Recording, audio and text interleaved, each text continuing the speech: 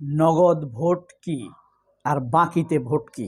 নগদ ভোট এবং বাকি ভোটের পার্থক্য, কত টাকায় নগদে কিনা হয় ভোট আর বাকিতে কিনা হয় কত টাকা দিয়ে বা কিসের মাধ্যমে, কিসের বিনিময়ে, সেই ভিডিওতে মূলত আলোচনা করব। আলোচনার আগে একটা বিষয় বলি। তারেক রহমানের বাংলাদেশের খুব নাম করা ফাত্রা জোকার গোলাম গেলমান মাওলানা রনি, সে প্রশ্ন তুলেছে তারেক রহমানের আয় দেখানো হয়েছে 6 লাখ টাকা, বাসা ভাড়া 10 লাখ টাকা,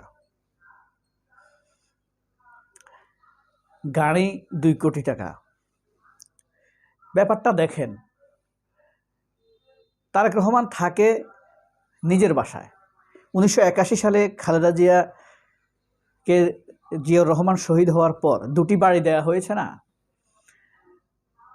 তার মধ্যে একটি বাড়ি শেখ হাসিনা নিয়ে গেছে, আরেকটা বাড়ি গুলশান 196 নম্বর বাসা, গুলশান এভিনিউ। সেই বাসাতে, বড় বাসাটা, তারেক রহমান থাকেন। সেখানে 10 লক্ষ টাকা বাসা ভাড়া দিতে হবে কেন? তার মানে গোলাম মাওলা রনি একটা টেলিভিশন চ্যানেলে বসে যে ভুয়া তথ্য দিয়েছেন, তার জন্য তার কি কোনো শাস্তি হবে? মিথ্যা তথ্যের জন্য তাকে কোনো জবাবদিহিতে করতে হবে? হচ্ছে না। আর গাড়িগুলো, যে 2টি গাড়ি ব্যবহার করেন Tarique Rahman, Prado sharp SUV, 2টির দাম অনেক। এই 2টি কেনা হয়েছে পার্টির টাকায়। পার্টির টাকায়, অবৈধ টাকায় হোক, চাঁদাবাজি হোক, সেটা তো তার ব্যক্তিগত বিষয় না। এবং এই 2টি গাড়ির খরচও কিন্তু পার্টি দিচ্ছে, বিএনপি। সুতরাং তারেক রহমান নামে যে বলা হয়েছে গাড়ি ব্যবহার করেন, এত খরচ, বাসা ভাড়া 10 লাখ টাকার খরচ, এটা দেন কোথা থেকে? এটা মিথ্যা কথা। মিথ্যা কথা যত মধুরই হোক, যার ব্যাপারেই হোক, এটা আমরা গ্রহণ করি না। গোলাম মাওলা রনির উচিত সবার কাছে ক্ষমা চাওয়া মিথ্যা তথ্য দেওয়ার জন্য। আরেকটা বিষয়, আরেকটা সিপিবির বাসদের নেতা এবং ছাত্রমৈত্রী বাপ্পাদিত্য বসু আছে না, সেই দলের ছাত্র সংগঠন করত, রাজনীতি করত, মাসুদ কামাল, এখন বলে যে সে সাংবাদিক। তো বাসদের একটা লোক ইসলাম বিদ্বেষী হবে, খুব স্বাভাবিক। বাপ্পাদিত্য বসু কিভাবে লগি বৈঠা দিয়ে মানুষ মেরেছে, সেটা ভিডিওতে আপনারা এখনো গেলে দেখতে পাবেন। 28 অক্টোবর। এখন সে পলাতক, জামিন পাইছে এই সরকারের সময়। এই মাসুদ কামাল, সেই দলের নেতা মাসুদ কামাল। ও আরেকটা কথা বলি, নিউ এজ পত্রিকার সম্পাদক নুরুল কবির আছে না, সেও কিন্তু ওয়ার্কার্স পার্টির নেতা, রাশেদ খান মেননের দলের নেতা, ঢাকা মহানগরের নেতা ছিল, এখন সেও সাংবাদিক। মাসুদ কামাল বলছে, বাসদ নেতা মাসুদ কামাল বলছে, এখন সাংবাদিকতার মুখোশধারী, সে বলছে জামায়াতের নেতা ডাক্তার শফিকুর রহমান যদি ডাক্তার হয় যদি ডাক্তার হয় তাহলে তার চেম্বার কোথায়? শফিক হইল শিক্ষক, তার মেডিকেল কলেজ আছে বেটা, সে কি 10 ফিটের চেম্বার নিয়ে বসে থাকবে? আর তোর মতো টেলিভিশন চ্যানেলে ঘুরে ঘুরে বেড়াবে?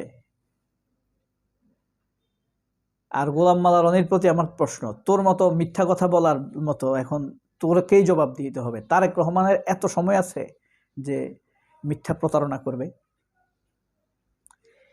বিএনপি বলেন, জামায়াত বলেন, চরমনাই বলেন, যে এদের যে কাউকে আপনি পছন্দ করতে পারেন, অপছন্দ করতে পারেন, কিন্তু তার বিষয়ে মিথ্যা কথা বললে আপনারই তো ভ্যালু কমে যাবে। আপনি আগে নিজের কাছেই নিজে হেরে গেছেন। যাই হোক, মূল বিষয় হলো ভোট, নগদ ভোট, বাকিতে ভোট। জামায়াত ইসলাম কিনছে ভোট নগদে, আর বিএনপি কিনতেছে বাকিতে। নগদে দাম কত, বাকিতে দাম কত? ওই যে কলকাতায়, মেদিনীপুর, মমতা ব্যানার্জি যেখানে জন্মগ্রহণ করছে, কলকাতার মুখ্যমন্ত্রী, সেখানে একটা প্রবাদ প্রচলিত আছে, বাংলাদেশেও বলে এটা, তো প্রবাদটার উৎপত্তি ওখানে। কবি বীরনচন্দ্রের লেখা, যার যে অভ্যাস সহজে না যায়, ঢুলির ছেলে ঢোল না পেলে পেট দিয়ে হলেও বাজায়। বুঝতে পারছেন? মানে অভ্যাস ত্যাগ করা যায় না। যার যে অভ্যাস সহজে না যায় না, সহজে যায় না অভ্যাস। এই অভ্যাসের কারণে ঢুলির ছেলে যে ঢোল বানায় বা ঢোল বাজায়, তার ছেলে দেখতে দেখতে এত অভ্যাস হয়েছে যে ঢোল যদি না পায় সে পেটের মধ্যে হলেও বাজায়। তো মাসুদ কামালদের অভ্যাস হয়ে গেছে মিথ্যা বানানো গল্প বলতে বলতে। হ্যাঁ, এরা মিথ্যা সাংবাদিকতার নামে দলীয় স্ক্রিপ্ট লিখতে লিখতে ফরমাইশি বক্তব্য দিতে দিতে নিজেদেরকে কেনা বেচা করতে করতে অভ্যাস এত খারাপ হয়েছে, এদেরকে দূর করা যায় না। তার একটা প্রমাণ হলো মঞ্জুরুল আলম পান্না আর আনিস, তথাকথিত ছাত্রলীগ নেতা সাংবাদিক আনিস। এদের শাস্তি পেলেও লাভ হবে না, মঞ্জুরুল আলম পান্না তাই। তাহলে এদেরকে কি করতে হবে? এদের হলো এই পেশার অধিকার কেড়ে নেওয়া উচিত। তারা মিথ্যা ছড়াচ্ছে।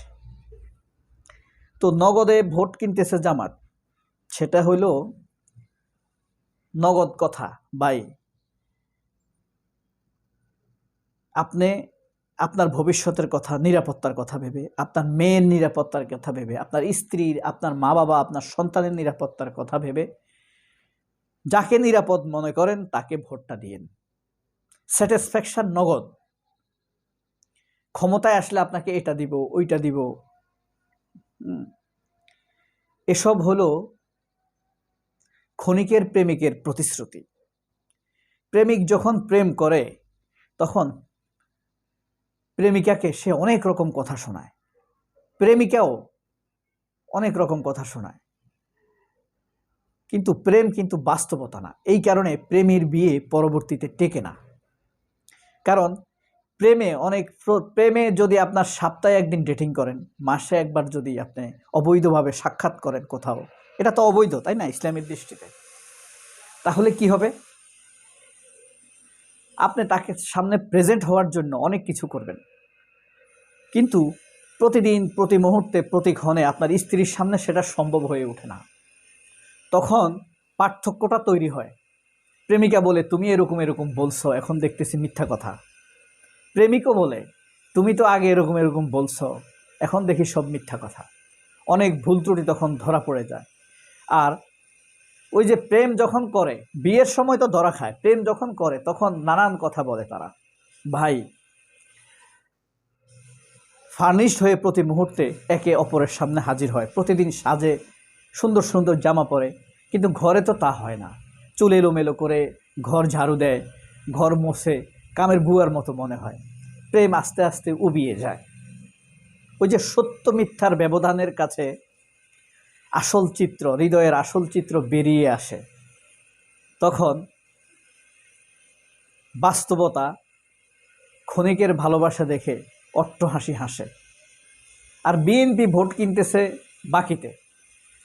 ভোটে জিতলে তারা ফ্যামিলি কার্ড দিবে, প্রতি মাসে 10,000, কোথাও বলে 2,500, কোথাও বলে 7,000, নানান রকম কথা বলে মানুষকে রঞ্জিত করার চেষ্টা করে। আসলে এটা বিরঞ্জিত। তারেক রহমান যদি ক্ষমতায় আসেও, তাহলে এই যে ফ্যামিলি কার্ড দিবে, যদি 4 কোটি মানুষকে ফ্যামিলি কার্ড দেয়, 100 টাকা করে দিলে 400 কোটি টাকা, 1000 কোটি টাকা করে দিলে 4000 কোটি টাকা, 10,000 কোটি টাকা দিলে 40,000 কোটি টাকা। ইটস এভরি মান্থ, প্রতি মাসে। তারেক রহমান কোথায় থেকে দিবে এই টাকা? সবাই অনেক ভালো থাকবেন। আল্লাহ হাফেজ। আসসালামু আলাইকুম।